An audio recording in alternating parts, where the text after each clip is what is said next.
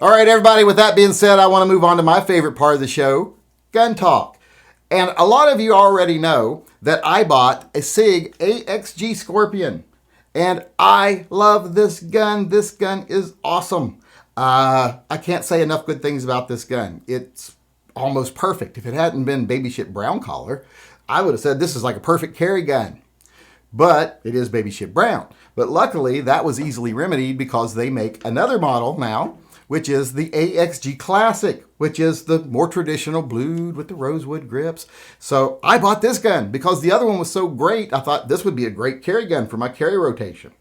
So I went out and purchased this, and as soon as I checked it out, I was not thrilled with it. It just did not feel as quality as the Scorpion.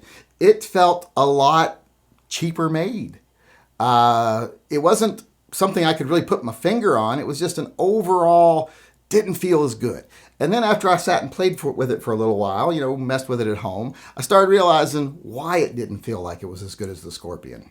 What was really making it feel different and not nearly as good was how it racked, how the slide moved. When you would rack the slide on the Scorpion, it was nice and smooth. You could really feel that it was smooth. You could hear that it was smooth.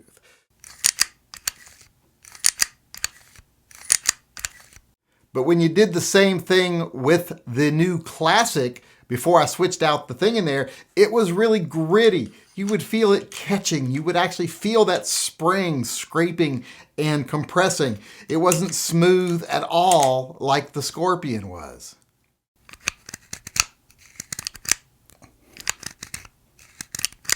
Now, the first thing I started thinking was, well, maybe it's just because I've shot this gun a lot. I've put nearly 1,000 rounds through this gun. Really been shooting it quite a bit. So maybe that loosened it up. Maybe that smoothed it out.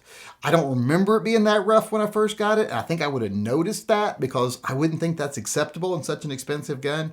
But that's a possibility. So I thought, well, what I'll do is I'll change the internals from the Scorpion that I've actually shot a lot already, and I'll put them in the other gun, see if that makes the other gun as smooth as the Scorpion was, and vice versa. If the Scorpion is still rough, what I'll do is I'll say, okay, maybe it was the rounds, and then I'll fire several hundred rounds through the Scorpion again with the other internals, the new spring, the new firing control unit, and see if they smooth out.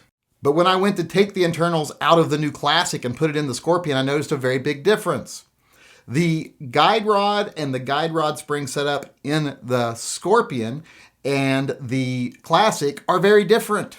In the Scorpion, the front part of the guide rod assembly has a flat spring. The rear part of the assembly has a braided spring, whereas the recoil spring in the Classic is just a plain coiled spring. It's not flattened out, it's not braided, it's just a much cheaper version of the guide rod assembly. So I started thinking to myself, wow, did they go to a cheaper guide rod assembly because they thought the other gun was too expensive to make? If that's true, then that's crap, because the good gun should always have the good guide rod in it. You paid extra for these guns. These are not just off-the-shelf guns. This is supposed to be their custom works guns, their custom shop. So this gun should have the better parts in it. So I started thinking, well, did they switch to a bad guide rod, or did I happen to get an old guide rod that just happened to be around? Maybe they used the wrong one. Maybe they used one from a regular P320 instead of using the one they were supposed to with this gun. So I started looking around at the guide rods from SIG, and what I noticed is in all the advertising and in all the pictures of the SIG guide rods, it showed the one with the braided wire and the flattened spring, the nicer recoil assembly. So I'm like, well, did I just get an old recoil assembly or something? So then I ordered another one. I said, well, I'll just order another one, see if that comes in. Because after I shot 500 rounds through the Scorpion with the internals of the Classic in it, it didn't smooth out. It was still just as clunky and rough as ever. So I thought, well, let's go ahead and put the new guide rod in there and see if it makes it as smooth. Because maybe, like I said, I just got an old guide rod. And today I got my package from Sig Sauer. I had to order one and get it in to make sure that it was going to be the better one, the one with the flat spring and the braided wire, because the pictures could be wrong. The pictures could be old pictures on the internet, but the one I received, the new part, actually is the better one. So makes me think once again, like I said, maybe I just got an old guide rod or something. Put in my gun, but that shouldn't have happened. But I'm going to put this one now in the Scorpion and see if that smooths it up. Because now remember, the Scorpion now has the internals of the Classic. It's the rough one now. The Classic is totally smooth because I put the old internals in it. So let's put this one in the Scorpion and see if it's as smooth now as the Classic is now. I know that was kind of a riddle there, but I think you all can figure out what I'm saying. Don't think I lost anyone. All right, out with the cheap coiled spring one and put in the new one.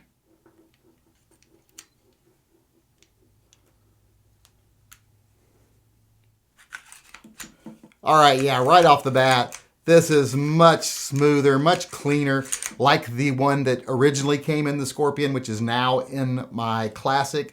So it looks like that guide rod was the problem. That guide rod was awful.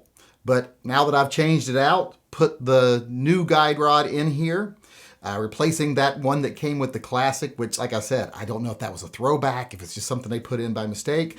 But this gun is a lot better now. It feels like it did originally with its original internals, because like I said, remember now it's got the Classic internals in there.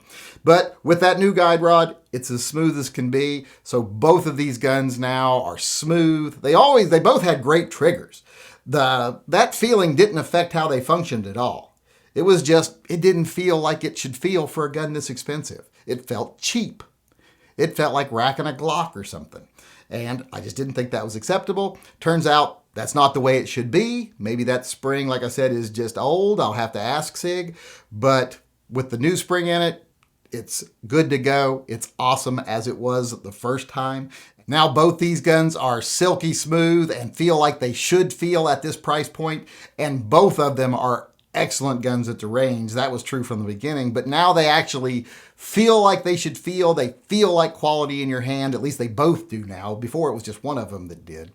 And you know what? These guns are so good at the range. If you pay attention here in the near future, you might just see, since I've got things worked out on it now, you might be seeing one of these being added to my daily carry rotation.